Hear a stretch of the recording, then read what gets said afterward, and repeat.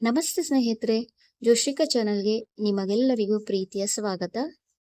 Time ಇಲ್ಲಪ್ಪ ಏನಪ್ಪ ಅಡಿಗೆ ಮಾಡೋದು ಅಂತಿದ್ದಾಗ ಈ ರೀತಿ ಕಡಿಮೆ ಸಮಯದಲ್ಲಿ ಕಡಿಮೆ ಪದಾರ್ಥಗಳನ್ನ ಬಳಸಿ ಸೌತೆಕಾಯಿ ತಂಬುಳಿ ಮಾಡ್ಬೋದು. ಇದು ಬಿಸಿ ಬಿಸಿ ಅನ್ನಕ್ಕೆ ತುಂಬಾನೇ ರುಚಿಯಾಗಿರುತ್ತೆ. ನಾನಿಲ್ಲಿ 2 ಸೌತೆಕಾಯನ್ನ ಸಿಪ್ಪೆ ತೆಗೆದು ಈ ರೀತಿ ಸಣ್ಣದಾಗಿ ಕಟ್ ಮಾಡ್ಕೊಳ್ತಾ ಇದ್ದೇನೆ. ಒಂದು ವೇಳೆ ಸೌತೆಕಾಯಿ ಬಲ್ತೋಗಿದ್ರೆ ಅದರ ಬೀಜ ಎಲ್ಲ ತೆಗೆದು ಹಾಕೊಳ್ಳಿ. ನಾನಿಲ್ಲಿ ಎಲೆ ಸೌತೆಕಾಯಿಯನ್ನ ಉಪಯೋಗಿಸ್ತಿದ್ದೇನೆ.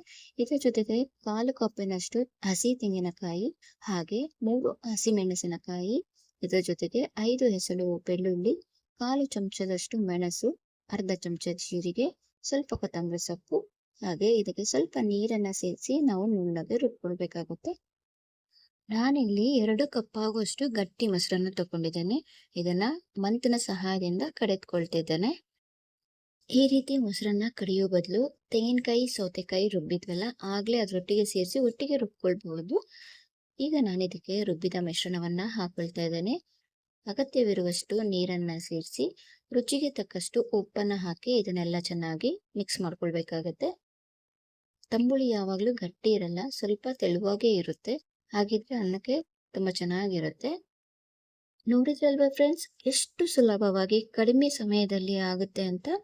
ತಂಬುಳಿಯನ್ನ ಕುದಿಸೋ ಅವಶ್ಯಕತೆ ಇಲ್ಲ.